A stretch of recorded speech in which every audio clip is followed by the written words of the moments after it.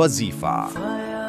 अगर किसी की शादी में रुकावटें आ रही हों, अच्छे रिश्ते नहीं मिल रहे या बात बनकर टूट जाती हो, तो ये एक मुजर्रब रूहानी वजीफा है। इस अमल को मुकम्मल यकीन, इखलास और दुआ के जज्बे के साथ किया जाए।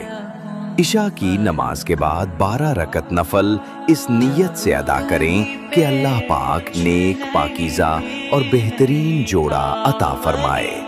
हर रकत में सूरतुल फातिहा के बाद एक बार सूरतुल इखलास कुल हुवल्लाहु अहद पढ़ें। नवाफिल मुकम्मल होने के बाद 100 मरतबा दुरूद इब्राहीमी पढ़ें। फिर दोनों हाथ दुआ के लिए बुलंद करें और दिल से पुकार कर अपने रब से मांगें। अल्लाह ताला सबकी सुनता है और वक्त आने पर अता भी फरमाता है। ये अमल कम से कम 7 रातें मुसलसल किया जाए। वजीफे के बाद दुआ में नबी करीम सल्लल्लाहु अलैहि वसल्लम की शफाअत की इल्तिजा करें और सवाब उनकी बारगाह में पेश करें। वालिदैन भी अपनी औलाद के लिए ये अमल कर सकते हैं। नीयत खालिस हो और दिल से दुआ की जाए तो इंशाअल्लाह जरूर कबूलियत नसीब होगी।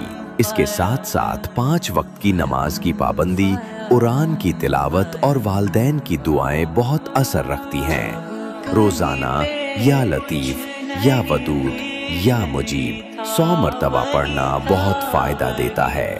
हसद, बंदश या नजरे बद से निजात के लिए सूरतुल बकरा सुनना या पढ़ना भी नहायत मौसर है।